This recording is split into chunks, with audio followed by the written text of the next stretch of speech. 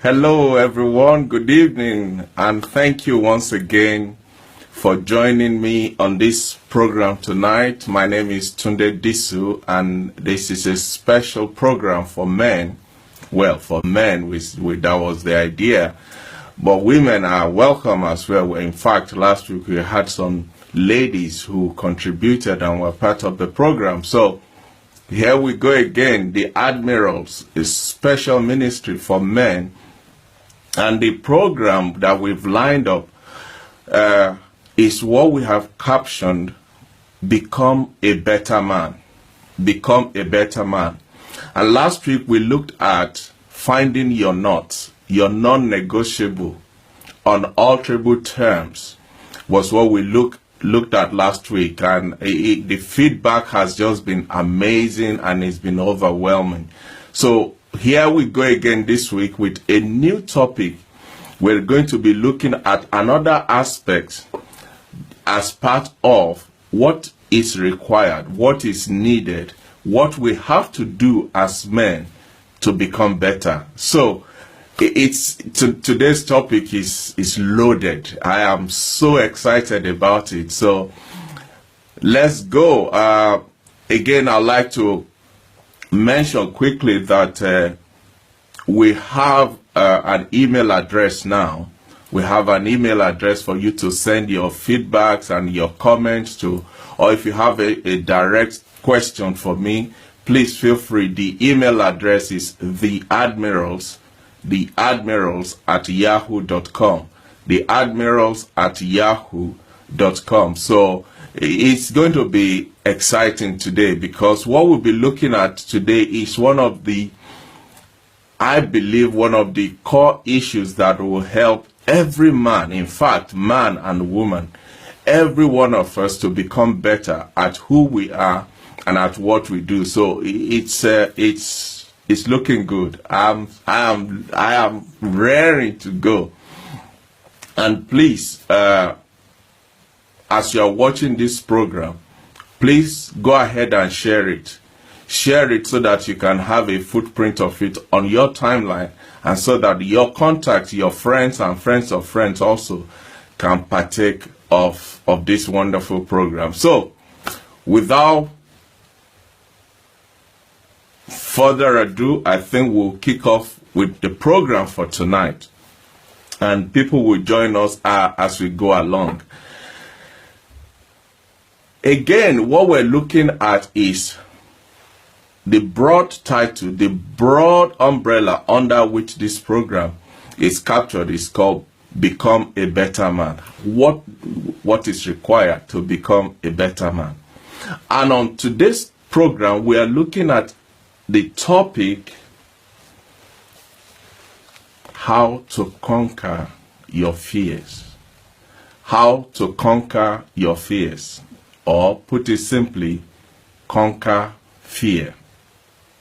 Conquer fear.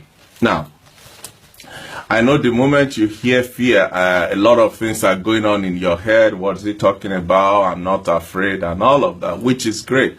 But I'm sure that by the time we finish, you will understand that there is more to it than the four-letter word fear. So, what is fear? When you hear the word fear, what comes to mind? What do you think of? You think of being afraid, which is part of it. Some people, you think of phobia, which is another aspect of fear. But fear really, from a medical point of view, from a natural point of view, fear is a biological instinct that prevents us from doing stupid things that might kill us or hurt us. For example, fear kicks in with good reason when we see a snake or when we look over the edge of a cliff. I don't know about you. A snake is one of those things that I'm not very friendly with. I just don't like the sliminess of it. And that is an element of fear. That is a way of fear kicking in when you see such a thing. Or some people might say, I don't like heights. And then you are standing at the edge of a cliff and you're looking down and it's like, please breathe, don't blow. Again, that is an element of fear. So fear is a biological instinct. And what it does is the moment we come in contact or we come across that thing that makes us a little bit fearful, what tends to happen is there's a stimulus within our system that immediately kicks in, and our heartbeat actually will increase just over that short period. Also, fear is a feeling.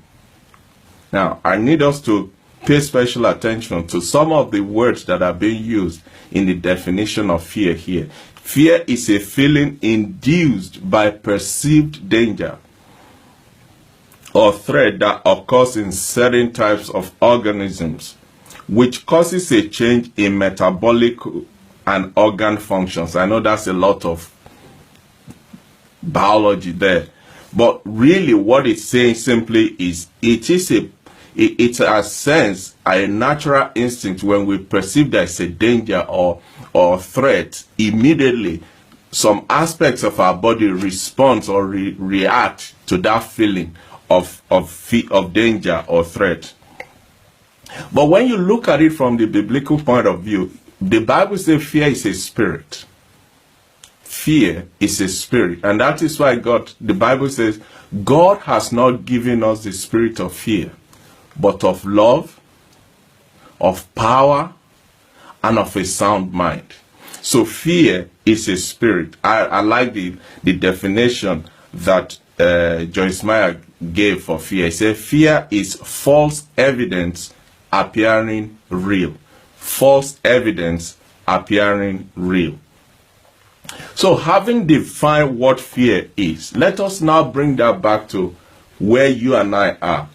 How does that relate to us? Fear is not always rational.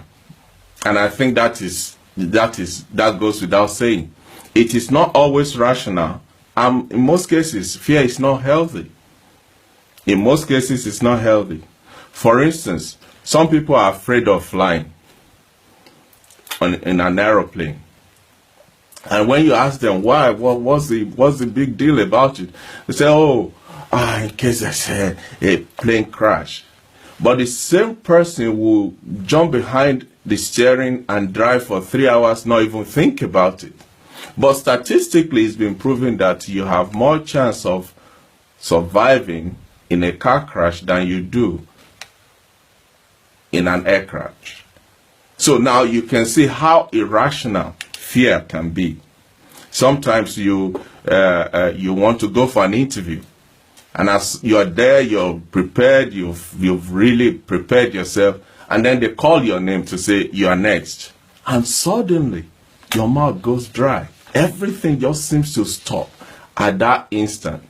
But then you sit before the panel, they ask you the first, the second question, and boom, you are already going for it. That initial feeling of, can I really do this? Have I got what it takes? Is fear.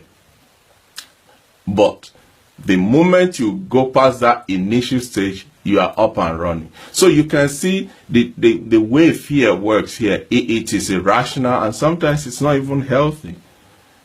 I've heard of seasoned speakers who's is well known, is done public speaking for so many times, and then suddenly it's time to go on stage, and they are fidgeting, they are sweating, they are going to the toilet.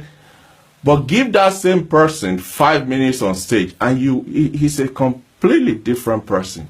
All these are symptoms of fear. Funny enough, a statistics was done in America to find out what is the number one fear of people in America, and you won't believe what it was. The number one fear of most people in America is the fear of speaking in public. Now, that sounds not correct, but really, that is what it is. In fact, the fear of death came at far back as number 5 in the list of what people are afraid of. So the question I'm asking is, what are you afraid of? What are your fears? What are those things that almost cripple you, stop you dead on your track. What are they? I'll give you some examples. I've talked about people being afraid of speaking in public. Some people are afraid of height. Some people are afraid of being rejected. Some people are afraid of flying, like we said before, spider or snake. Some people are even afraid of intimacy. Some people are very afraid of death. And some are afraid of lack and inadequacy and all of that. All that are symptoms, those are examples of what people are afraid of.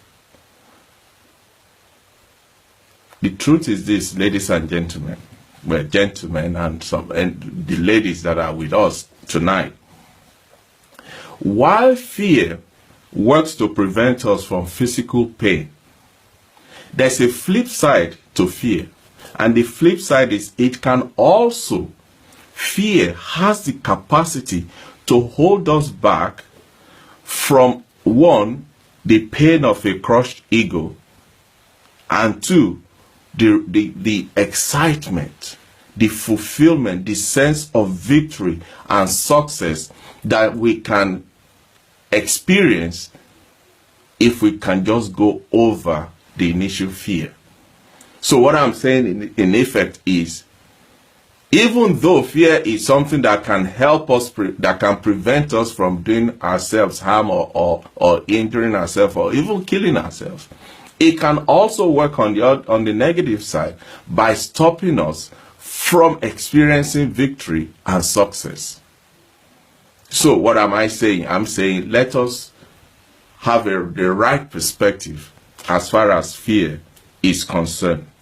It's funny that when the Bible says God has not given us the spirit of fear, but of love, of power, and of a sound mind. It's amazing. Fear is what he hasn't given us. But in order to counter the effect of it, or the power, to neutralize the power of fear in our lives, the Bible God gave us three things. That tells you how strong this power of fear can be. He gave us love, power, and sound mind to counteract fear. Now, I don't know about you. There are certain things that I'm afraid of. Fear is not right. It's irrational, as we've said. But in order for us to overcome fear, in order for us to not even overcome it here, in order for us to understand fear, it's like anything else. In order for you to understand something, you must know a little bit about that thing or about that person, because that will help you to know how to relate to that person, how to handle them, how to talk to them, how to not talk to them in some instances. So I want us to look at some of the characteristics of fear. Some of the characteristics of fear. What are the characteristics of fear? The number one is fear is irrational. And I think we've covered that. Even though we live our life in such a way that we can't be completely 100% rational in our choices, in our behaviors, but every one of us should strive to live with reason and ration as a guide to our lives. It might not be possible to be rational 100%, but there is a good advantage for us to live with reason and with a bit of ration in our choices and in our decision. When you think about fear logically, when you sit back and say, okay, let's look at what this fear thing is about. How is it? You will realize that there's really no rational basis for fear. There is really no rational basis for fear. So that's why I said the number one characteristic, the first thing we need to know about fear, the nature of fear, is that it is irrational. Fear is irrational. The number two characteristic of fear is that fear is cowardly. Fear is cowardly. You know, what's his name? William Shakespeare said, Cowards die many times before their death, but valiant never taste of death but once. What is he saying? He's saying people who are coward, people who are timid, people who are afraid, they virtually experience death so many times before the real death will come. There is the fear of, what about this? What about that? If this, if that. But the valiant they go for it, they face their fears and do what they have to do, irrespective of whether they are afraid or not. And it is the same thing in your life and in my life. Fear is cowardly. Because every man, every human being wants to be courageous, wants to be bold and show some machism. But in some aspect, fear comes in and just makes a coward of man. But the funny thing is, when we are afraid, when we are really afraid, you'll agree with me, when we are really afraid, we like to not call it fear. We like to apply wisdom. We like to apply rational. We like to rationalize what we're dealing with, what we're handling, what we're saying.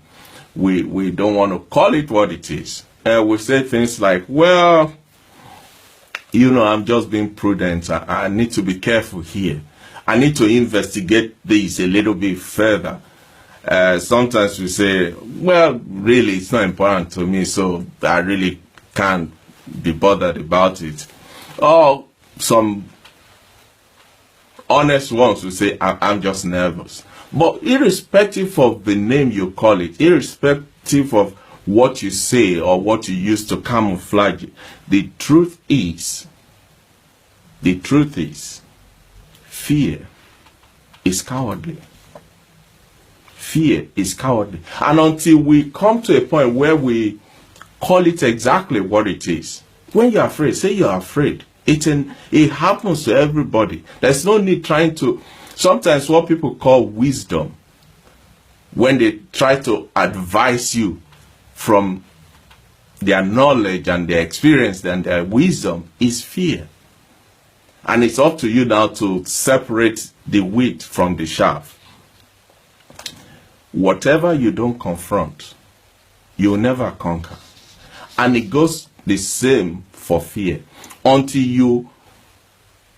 you face your fear, until you stand up to it, until you make up your mind to say, this is not going to make a coward of me, it will always hinder you in one way or another. So fear is coward.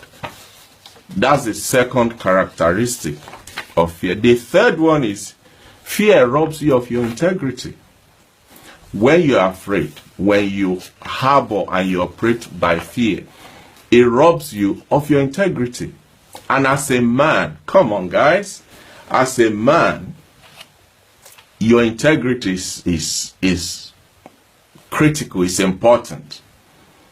Your integrity. Now you may be saying, okay, what is integrity? Integrity is behaving in a way that is wholly congruous with your beliefs and values. Integrity is behaving in a way that is wholly in line with your beliefs and your values. So when you want to, for instance, when you want to do something and you believe that thing is the right thing to do, but because of fear, you choose not to do it, you have just violated yourself, you have violated your core values.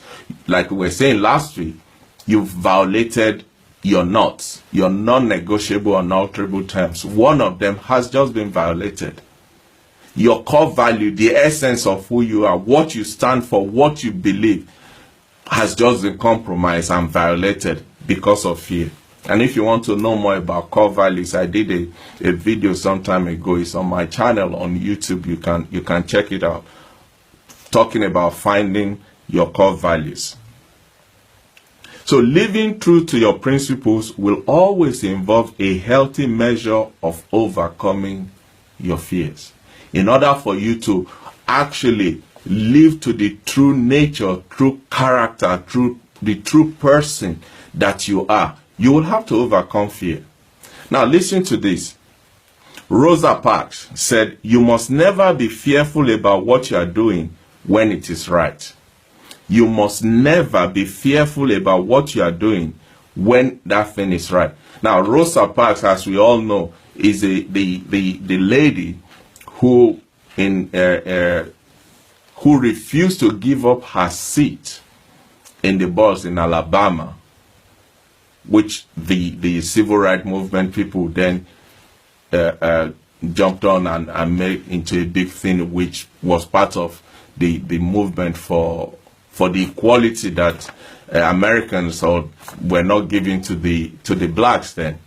But she said, you must never be fearful about what you are doing when that thing is right. When that thing is right. Don't be afraid to say, speak out against evil. Stand up for what is right. Defend the weak. Proclaim your faith without fear or intimidation. Let your light so shine in a way that you carry yourself the way you act. All these are demonstration of the fact that your integrity matters to you, and you will not allow fear to rob you of it. So now the third characteristic of fear is that fear robs you of your integrity. The number 4 is that fear pushes you away from the driving seat of your life. Fear pushes you away from the driving seat of your life. As a man, you are the captain of your own life. You determine where your goal is and you map out the route to get to that goal. But as you pursue this laudable program of achieving your goal, of reaching your destination, fear will come knocking at your door.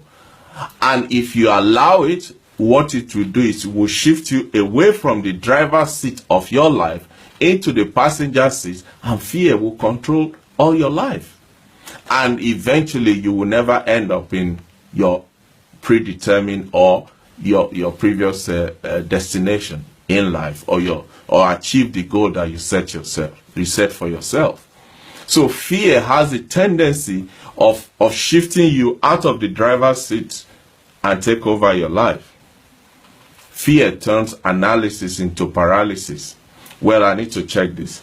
Maybe we need to analyze that. What do you think about this data? How do we apply this to that? But if we apply this and you continue to try to explain, try to analyze, try to validate this data against that data, and really the bottom line is you're afraid. You are afraid. And please, again, please go ahead and share this program. Go and share it so that you can have a footprint of it on your timeline, and also you can have it can be available to your friends and friends of friends. Fear makes coward of men. It just takes away every essence of manhood from man. People say, I know what to do, but I don't know why I'm not doing what I know to do. The answer is simple. Fear. You are afraid. You are afraid. You are afraid. So, the fourth characteristic of fear, we said, is fear pushes you from the driver's seat of your life, and eventually you will never arrive at your destination or achieve your goal. So the fifth characteristic of fear is that fear leaves regret. Fear leaves regret. Yes, we say, well, a man does not live in the past or dwell in the past. That's true. But a man has to learn from the past. But in the course of learning, you don't allow the past to hinder you from the future. I say to people, don't let your past rob you of your today and deny you of your tomorrow.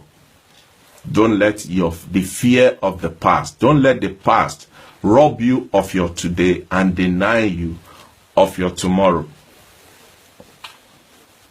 If you allow fear to keep keep you from seizing various opportunities that life will throw at you, that life will bring your way, that life will give you an avenue to take advantage of. If you allow fear to stop you from seizing the moment and going for gold, you will inevitably you will look back. One day, you will look back and you will kick yourself hard. Especially as a man, you will kick yourself so hard and ask yourself, you mean I gave up all of that because of fear? Imagine the pain that you will carry, that you will have to, the torment of knowing you could be living your dream life, you could be married to your sweetheart, you could be in the job of your life, you could be riding the best of your life, but because of fear, you didn't go for it. Even though the opportunity was there right in front of you, all you have to do is stretch out, grab it, and run with it. But fear robs you, and therefore it leaves you with regret. Number 6, fear slows down your personal growth. You remember this program, we say it is become a better man. And that is why we're looking at this topic today on fear. On fear as one of the things that can stop you from becoming a better man. But if you tame it, if you take control of it, if you conquer it, there is no stopping you from becoming a better man. Every man strives to improve himself, to be a little bit better than the way they were yesterday, to be better than their story of last year. But the truth is, there could be no growth without risk or pain. We need to face the reality that in order for you to birth something, in order for you to bring forth a new you, in order for you to turn a new leaf, in order for you to improve your life, you have to pay the price. The truth is, you will pay the price, either now or later. The only challenge is when you have to pay later, you pay with interest. So you might as well go ahead, pay the price now, and develop yourself. Become a better man. But when we talk about improving yourself, I'm not advocating that you now go and be comparing yourself with your neighbor, with your brother, your colleague in the office, your classmates, and all of that. In fact, the Bible says when you compare yourself one with another, it's a foolish thing. It is a foolish thing, because your race is different from my race. Yes, we may have been together in the same class, we may have been in the same office, we may have been together even from the same parents, but your race, your life, the life that God planned for you is different from mine. So there's really no basis of comparison. The only person that you need to compare yourself with, the only person that you need to compete with, is the man in the mirror. When you look in the mirror and you're shaving, when you look in the mirror and you're combing your hair, when you look in the mirror and adjusting your tie, that man that you seeing that is looking at you directly into your eyeballs in the mirror is the only person you have to contend with. Is the only person you have to compete with. Is the only person that you have to be better than. And guess what? That man is you and me. Amen. So, in summary, we have talked about the characteristics of fear tonight. We've talked about the fact that fear is irrational. Fear is cowardly. Fear robs you of your integrity. Fear takes your driving seat away from you and leaves you with regret. And finally, we said fear slows you down in the area of your growth. Now, I want to ask you, does any of these characteristics, can you relate to any of them? Is there anyone you could say, oh, I think you got my number there, Tunde? That exactly is talking to me. That is me described in that characteristic of it. In fact, that is the one I am dealing with. That is a challenge that I'm currently facing. If you can relate to any of this, I'd like to hear from you. Just put a comment and you see, This platform, like we said, is for us to help one another, to encourage, to motivate, and hold each other accountable so that together we can all become better men and women, of course. So please go ahead. Tell us, let us know exactly which of these characteristics of fear you can relate to in your life. Because now we're going to be looking at how to deal with them, how to overcome fear. But again, remember we said you need to identify it. You need to be willing and committed to confronting it in order for you to overcome it. What you don't confront, you cannot conquer. So go ahead, tell us what is the fear, or which of these characteristics that relates to you, that you're dealing with, that is affecting you, or that is your address. That's where you live now. So that together we can rub minds and help one another become better men. And don't forget, we now have an email address. The email address is theadmirals@yahoo.com. theadmirals@yahoo.com. So feel free to drop me a line, ask questions, make your comments. Even after this program, you can always do that, and you can be rest assured that you will get a response from me. Amen. So we've looked at what is fear. We've looked at what are the characteristics of fear. Now it is time for us to look at, okay, now that we've identified this as an issue in a man's life, we've concluded that it has a tendency or the possibility of stopping a man becoming better. How do we deal with it? In fact, I would like some suggestions. Maybe you have had to deal with fear in the past, and you have had to overcome a particular kind of fear. How did you do it? What was the method that you used? How did you handle it? Did you seek counseling? Did you seek external help? Did you just develop strength within yourself to be better? Did you read a book? Maybe you saw a movie. Whatever it is that has helped you to deal with that aspect of fear, it will be good for us to hear from you. So feel free, drop us a line, put a comment on this program, and let us know how you have had to handle the issue of fear in your life. So quickly, how to overcome fear, how to deal with our fears. An Irish poet and a playwright called Brendan Francis said something, it just tickles me. He said, "Many of our fears are tissue paper thin, and a single courageous step will carry us clear through them." Many of our fears, many of the things we are afraid of, they are tissue paper thin. Imagine how thin a tissue paper is, and yet something as thin as that is stopping us becoming who we can be, or who we are meant to be. So he's saying a simple courageous step will carry us clear through them. And I think that is profound.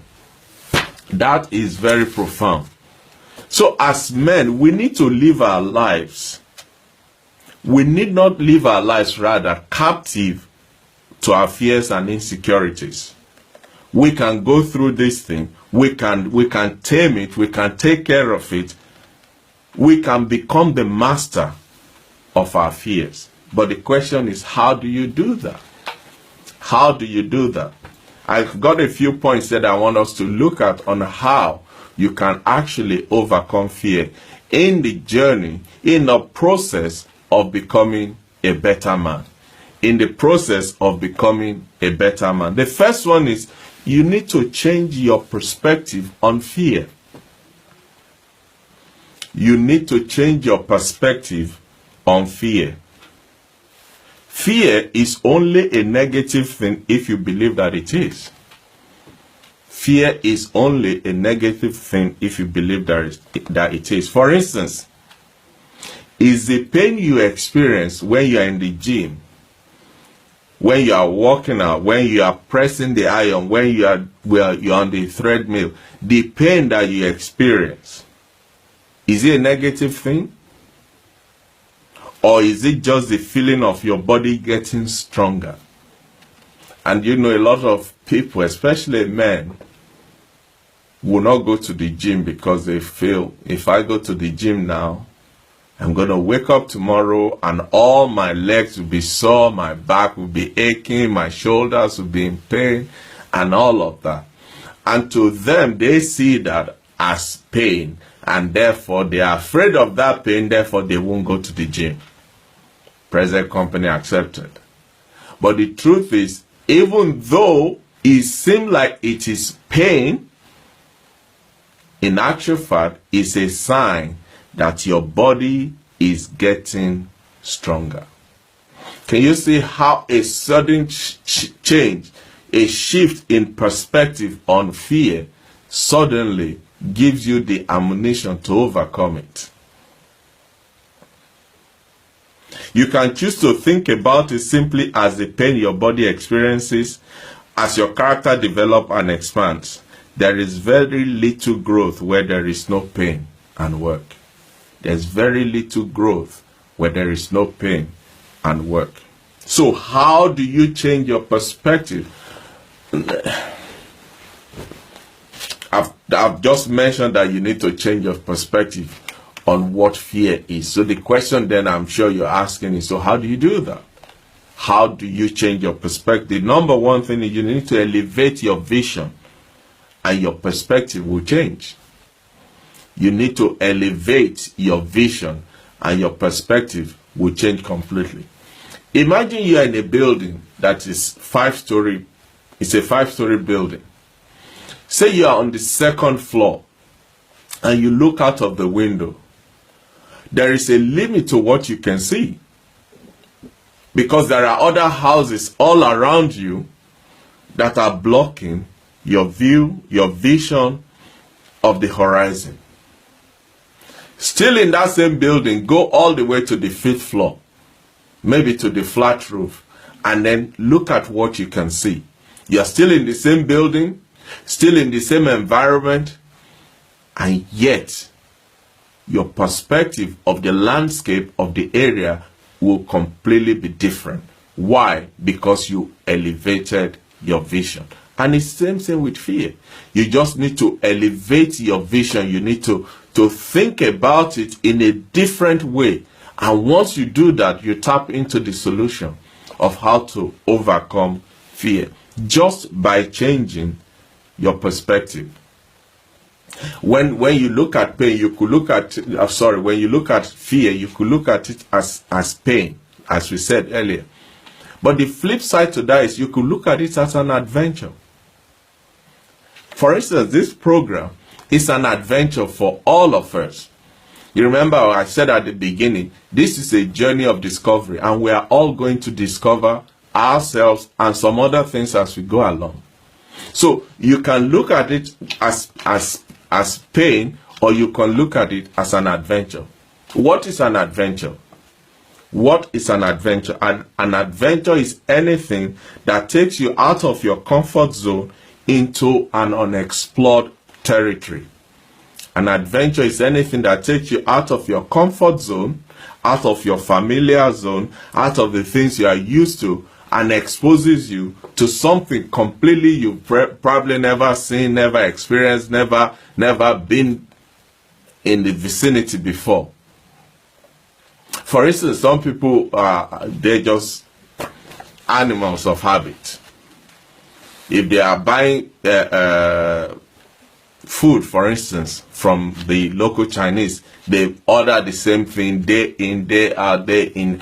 Meanwhile, on the menu, there are about 50 or 60 different foods, but they don't want to touch it. They just want that one thing that they are used to.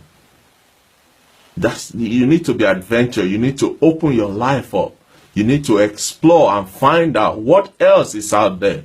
There are people who have not been out of their very close area for all of their lives.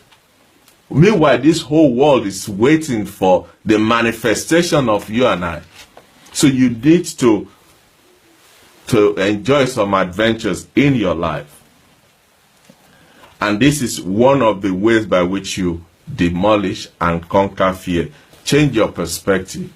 Come out of your comfort zone and explore, be exposed to the outside world. Number 2, change your perspective on risks. Change your perspective on risks. Differentiate between short-term risk and long-term risk. The two are completely different. There's a major difference between short-term risk and long-term risk. See, the root of our fear is our fear of trying something new and crashing or burning or falling flat on our face. And that's ego. The idea that if I try that and it didn't work, if I try that and I fail, if I try that and I fall, fear will make you live in the world of if. What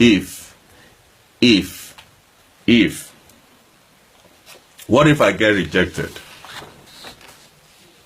What if I get rejected? What if it didn't work out the way I planned it? What if I fall? What if they laugh at me? Especially those who are afraid of speaking in public. Or even speaking to your next door neighbor. Speaking to a stranger in the mall. Or what if they just look at me somehow? So? And you go about with what if. But the truth is, all the what ifs, they are short-term risks. They are short-term risks. Yes, there is a chance they will reject you. Yes, there is a chance they will laugh at you. Yes, there is a chance they will ignore you. Yes, there is a chance you will fall or fail. But they are all short-term risks. If you don't take those risks, this is what you've done. You have just signed up for not enjoying the benefit of the long-term risks. In making short-term risk assessment calculation, you are leaving out the long-term risks, a risk that is far riskier than any short-term. By not looking at the long-term, by allowing the short-term risks to stop you, you have just given up on a bigger risk, bigger than your short-term ego that will be bruised because somebody said no to you. And let me help you. The long-term risks are things like this. The risk of never amounting to anything because you refuse to try. Imagine that. The risk of not amounting to anything because you refuse to try. The risk of living a completely mediocre life because you refuse to grow. The risk of looking back 10, 20, 30 years down the line and your stomach is turning with regret because you took the shortcut, because you took the short risk. The risk of missing out on the experience and always wondering what it would have been like if you had just stepped out. What it would have been like if you had just spoken to that stranger. What it would have been like if you had just asked for that raise when you had the opportunity. What it would have been like if you had just approached that lady that is your heartbeat, but because of fear you held back until somebody else came and took her. Those are greater risks than the short-term risk of her saying no, of your boss saying you're not qualified for the raise, or for the increment in your salary, or whatever it is that you think is too much to tackle right now. Let me ask you also, what are those short-term risks that you have allowed to rob you of the greater risks of not enjoying the benefit of your trying? What are they?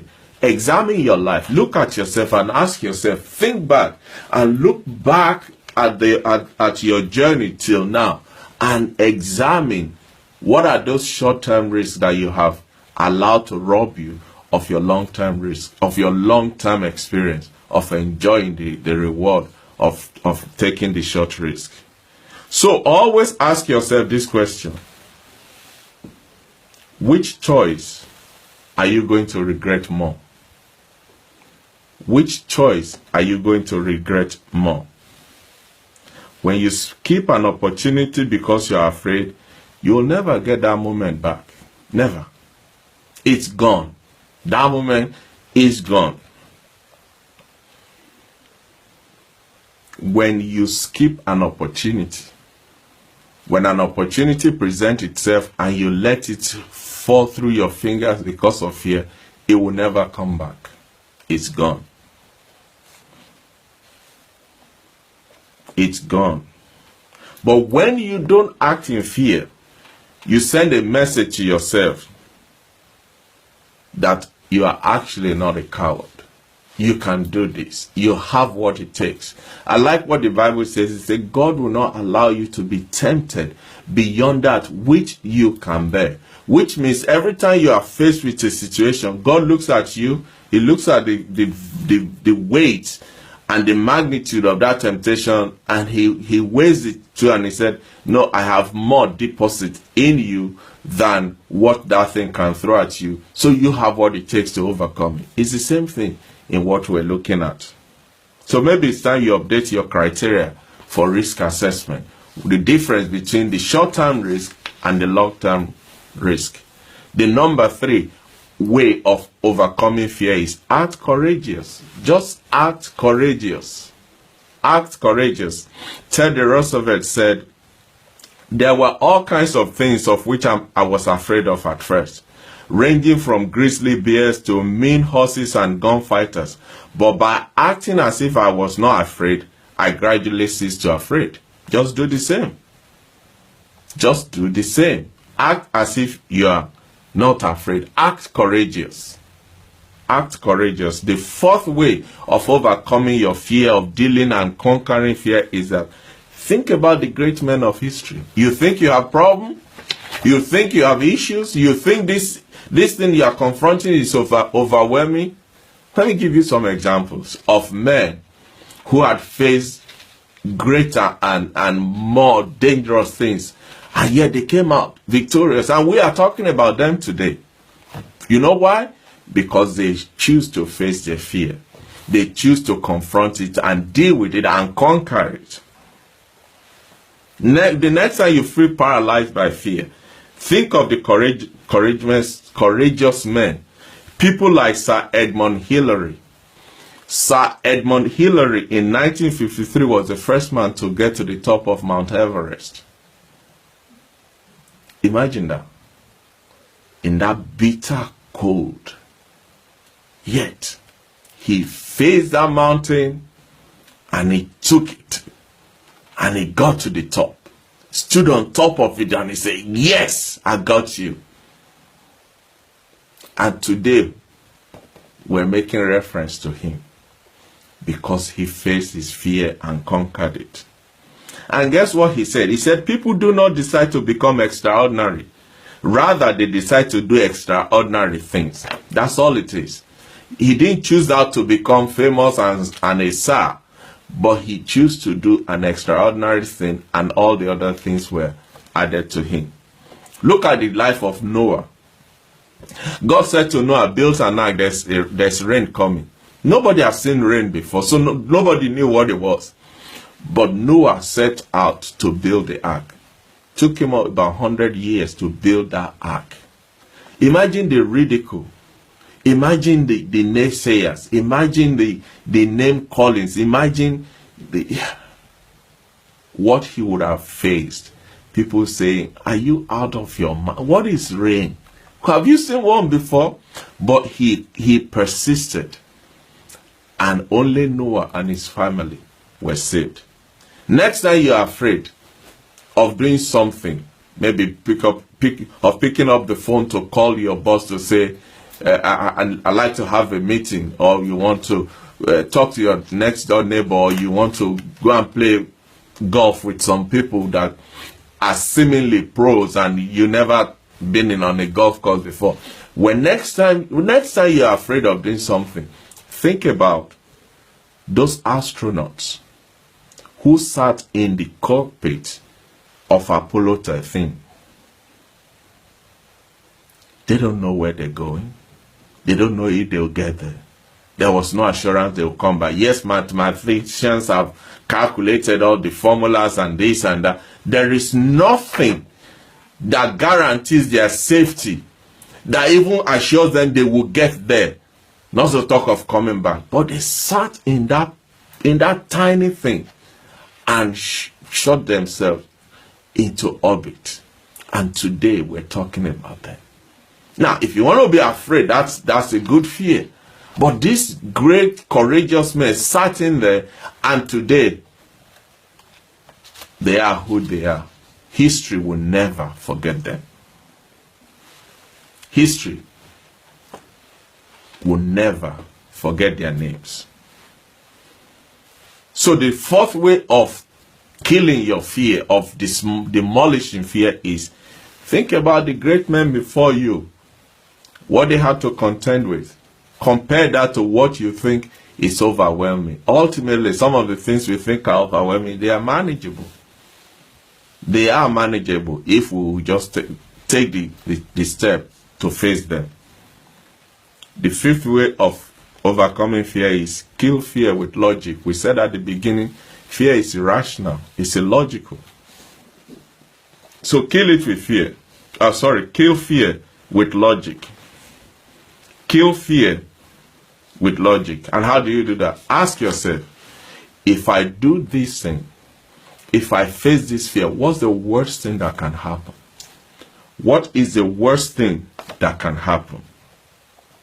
And finally, on how to conquer fear, memorize this quote. It's a long one. I'll just read it. He said, it's by Theodore Roosevelt. He said, "It is not the critic who counts, not the man who points out how the strong man stumbles, or where doers of deeds could have done them better.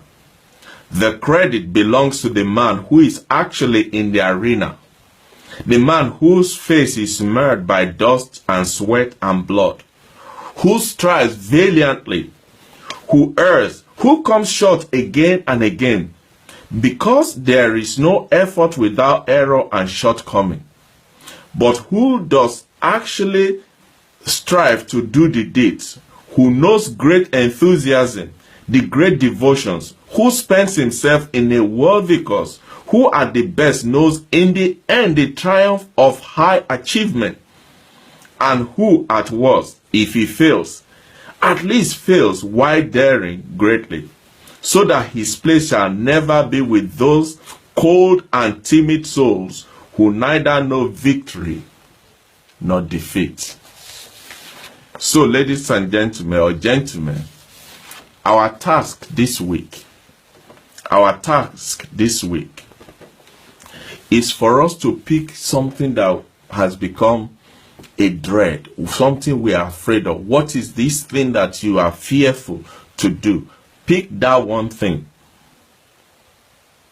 Pick that one thing. And use these avenues, these points that we've raised on how to overcome fears, to deal with them. Deal with that one thing. And report back to us. Let us know what you did, how you did it, what the outcome is. Are you still having some challenges in there? Let us be each other's keeper. Let us be each other's helper. Let us be each other's brother as we become better men.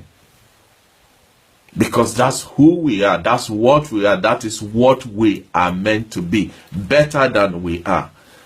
And as we continue in this journey of becoming better, of achieving greater things together, I am so convinced that our lives will manifest. We will become the fullness of our potentials. Our families will be better off for it. The society will be better off for it. The world at large will remember us for being and achieving who God has called us to be. So the task this week is for you to take one aspect of what area of fear you have. Analyze it from what we've been saying so far. Think through it. Just go over it again and again. That's why it is important for you to share this program on your platform, on your Facebook, so that you have a footprint of it left on your Facebook. Go ahead and share it so that it can bless somebody else who probably is now available right now to be part of what is happening today. Go ahead and share it. Pick an area that you're afraid of, something you need to do, something you want to do, something you have to do, but you have continually put off because of fear. Pick that thing, pick that area, identify that, whatever it is, and then use those criteria that we have listed tonight to attack it, to challenge it, to nullify it and bring it to its knees, so that you can live to the fullness of your potentials. Again, we now have an email address that you can send your emails to. It's called theadmirals@yahoo.com. theadmirals@yahoo.com. Also, I'd like to beg your indulgence. Because of my other commitments at church, I won't be able to do this program at 8 o'clock next week. It's going to be at 9 o'clock. I have a program in church that I am committed to, and I must honor that. Therefore, this program will not come up next week at 8 o'clock. It will come up rather at a later time of 9 p.m. So please bear with me. We will be on air next week at 9 p.m. as we look at another topic on this exciting journey of how to become a better man. I am so convinced that this is blessing me. This is helping me. This is adding values to me. This is making me already consider myself as a better man than I was 2 weeks ago, or even last week, because some of the things, most of the things we're talking about, it's not just because I've achieved all, that's why we are all on this journey together. We are all striving to become better men. We are all going on this trip together. And that is why I said, come with me on this journey of discovery that will lead each and every one of us to destination, better men. Thank you for your time. Again, don't forget to share this program. Don't forget to share it. Share the link, click the share button. That will send it to your group, send it to your friends and friends of friends, so that you can benefit from this. And tell somebody, the men in your life, tell them about this program, that every Thursday we have this program specifically for men, and it's geared towards becoming better men. When your man is better, you will be the beneficiary of it. Amen. You will enjoy it. So, like I said, next week, this program will air at 9 p.m. instead of 8 p.m. because of my other commitment at church. And I'm sorry about that, but I need to honor that commitment. It's important for me to honor that commitment. So next week, we will be together again, but it will be at a later time of 9 p.m. instead of our usual 8 p.m. Don't forget the email address once again, theadmirals@yahoo.com. Gentlemen, I want to thank each and every one of you for tuning in, for joining me, for being part of this program. I hope it has been a blessing to you.